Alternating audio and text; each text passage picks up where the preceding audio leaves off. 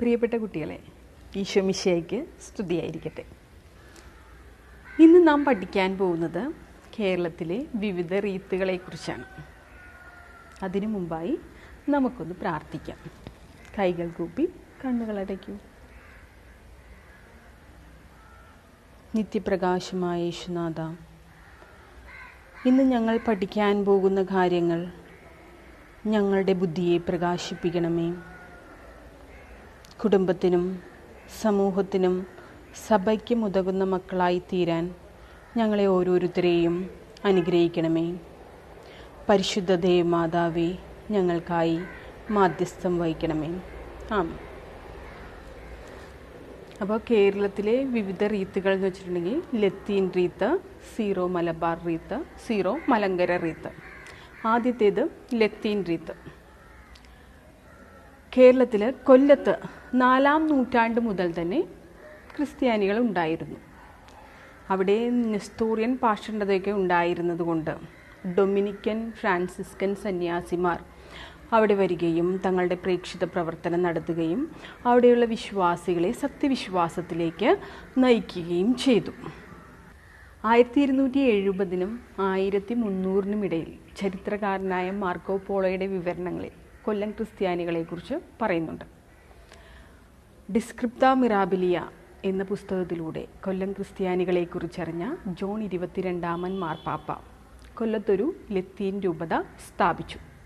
ഇത് 1329 August 9-ന് add പെർപെത്വം റേയി Memoriam എന്ന തിരുവെഴുത്ത് വഴിയാണ് സ്ഥാപിച്ചത് എന്നാണ് 1329 ഓഗസ്റ്റ് 9-ാം തീയതി ആഡ് പെർപെത്വം റേയി മെമ്മോറിയം എന്ന തിരുവെഴുത്ത് വഴി ജോൺ 22-ാമൻ മാർപ്പാപ്പ കൊല്ലത്ത് ഒരു രൂപത സ്ഥാപിച്ചു. അവിടെ ഒരു വിശുദ്ധ ഗീവർഗസിൻ്റെ നാമധേയത്തിലുള്ള ഒരു ദേവാലയം ഉണ്ടായിരുന്നു. കൊല്ലത്തെ മെത്രാനായി ഡൊമിനിക്കൻ സന്യാസിയായ ജോർദാനൂസ് കത്തലാനിയെ നിയോഗിച്ചു. കൊല്ലത്തെ മെത്രാനായി ജോർദാനൂസ് കത്തലാനിയെയാണ് മാർപ്പാപ്പ നിയോഗിച്ചത്.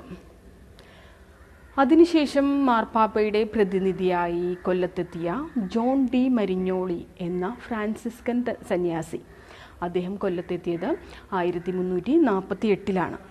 അദ്ദേഹവും കൊല്ലത്തെ ക്രിസ്ത്യാനികളെക്കുറിച്ച് പറയുന്നുണ്ട്.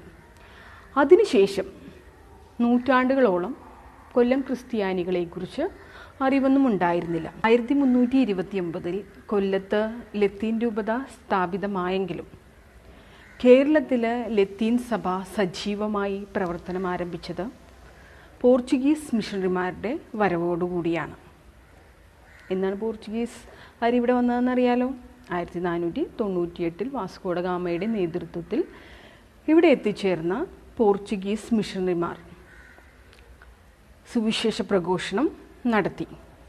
അതിനുശേഷം ഭാരതത്തിൻ്റെ 2-ാമത്തെ അപ്പോസ്തലൻ എന്നറിയപ്പെട്ടിരുന്ന ഫ്രാൻസിസ് സേവ്യർ കേരളത്തിലെത്തുകയും ആളുകളുടെ ഇടയിൽ സുവിശേഷ പ്രഘോഷണം നടത്തുകയും ചെയ്തു. 10,000-കണക്കിന് ആളുകൾ സത്യവിശ്വാസം സ്വീകരിച്ചു. അപ്പോൾ സുവിശേഷ ചൈതന്യമുള്ള അടിയുറച്ച വിശ്വാസമുള്ള ഒരു സമൂഹമായിരുന്നു അത്. ഈ സമൂഹത്തിനായി 1557 ഫെബ്രുവരി 4-ാം തീയതി കൊച്ചി രൂപത സ്ഥാപിച്ചു. എന്നാണ് കൊച്ചി രൂപത സ്ഥാപിതമായത്? 1557 ഫെബ്രുവരി 4-ാം തീയതിയാണ് കൊച്ചി രൂപത സ്ഥാപിതമായത്.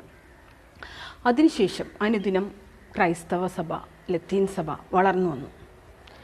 1886-ൽ ലത്തീൻ ഹൈറാർക്കി സ്ഥാപിതമായി.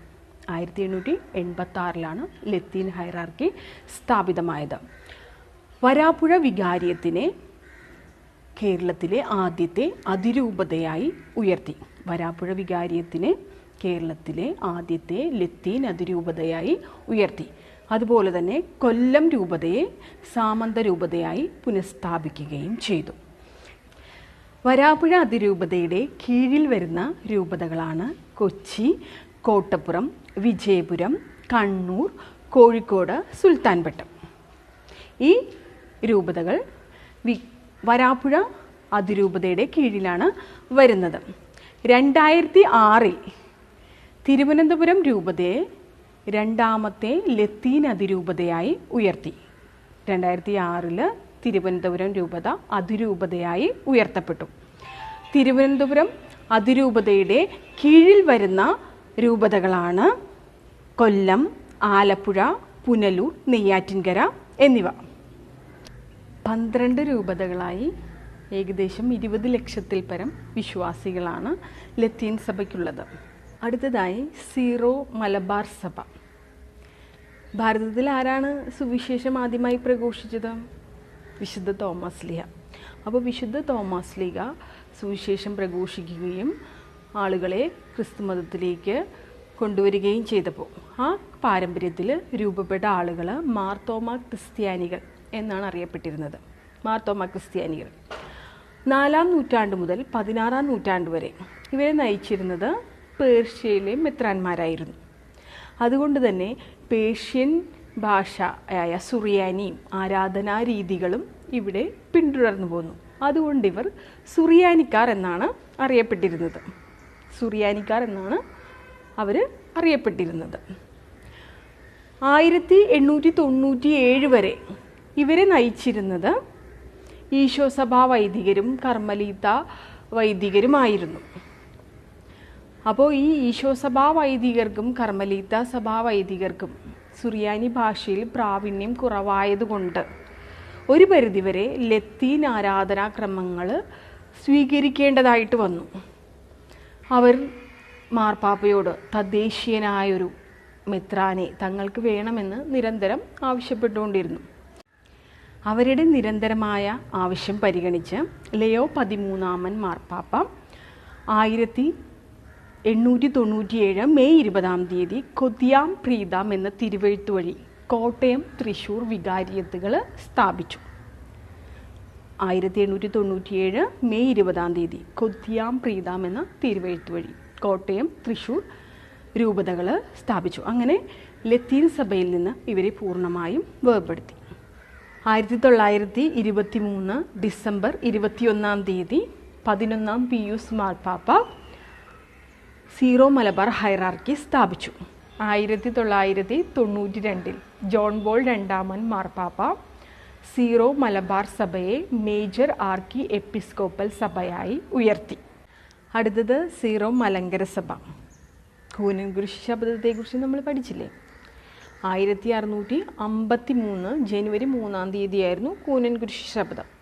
ഈ ശബ്ദത്തെ തുടർന്ന് മാർത്തോമ ക്രിസ്ത്യാനികളിൽ ഒരു വിഭാഗം തങ്ങളുടെ മാതൃസഭയിൽ നിന്ന് വേർപിരിഞ്ഞ് അന്തോക്യൻ റീത്തും യാക്കോബായ പാരമ്പര്യവും സ്വീകരിച്ചു. ഇതൊക്കെയാണെങ്കിലും അവർ തിരിച്ചു മാതൃസഭയിലേക്ക് വരുന്നതിന് വേണ്ടി നിരന്തരമായ ശ്രമങ്ങൾ നടത്തിക്കൊണ്ടിരുന്നു. അങ്ങനെ 1930 മാർ ഇവാനിയോസും മാർ തെയോഫിലസും അവരുടെ നേതൃത്വത്തിൽ വൈദികരും അൽമായരും കത്തോലിക്ക സഭയുമായി പുനരൈക്യപ്പെട്ടു.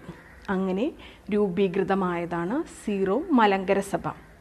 7 രൂപതകളാണ് സീറോ മലങ്കര സഭയുടെ കീഴിലുള്ളത്. അപ്പോൾ ഈ വ്യത്യസ്തമായ റീത്തുകളിൽ അവ തമ്മിൽ സമാനതകളും വൈവിധ്യങ്ങളുമുണ്ട്.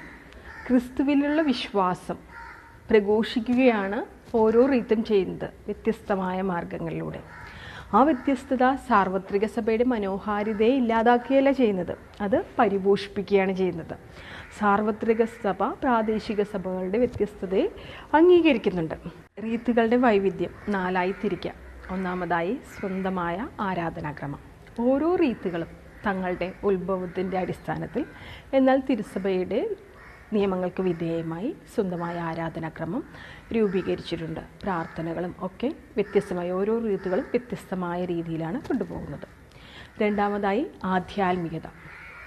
ഓരോ റീത്തിൽപ്പെട്ട ആളുകളും തങ്ങളുടെ ആധ്യാത്മികതയ്ക്കനുസൃതമായ ജീവിതശൈലിയാണ് രൂപപ്പെടുത്തിയിരിക്കുന്നത്. വിശുദ്ധിയിൽ ജീവിക്കുവാൻ അവർ ശ്രമിക്കുന്നു. അത് ഭക്താനുഷ്ഠാനങ്ങളിലൂടെയാണ് പലപ്പോഴും പ്രകടമാക്കുന്നത്. മൂന്നാമതായിട്ട് ദൈവത്താൽ വെളിപ്പെടുത്തപ്പെട്ട സത്യങ്ങൾ ഓരോ സഭയുടെയും പാരമ്പര്യത്തിൻ്റെ പശ്ചാത്തലത്തിൽ സ്വീകരിക്കുകയും ആ പശ്ചാത്തലത്തിനെ വിശകലനം ചെയ്യുകയും ചെയ്യുന്നു. നാലാമത് ഭരണ സംവിധാനം. ആധ്യാത്മികതയുടെയും പാരമ്പര്യത്തിൻ്റെയും പശ്ചാത്തലത്തിൽ ഭരണ സംവിധാനം സ്വീകരിക്കുന്നു. അതായത് BCCകളും പാരിഷ് കൗൺസിലുകളും ഇത് ഉദാഹരണമാണ്. നമ്മുടെ സഭയിൽ എല്ലാ റീത്തുകൾക്കും തുല്യ പ്രാധാന്യമാണ് ഉള്ളത്.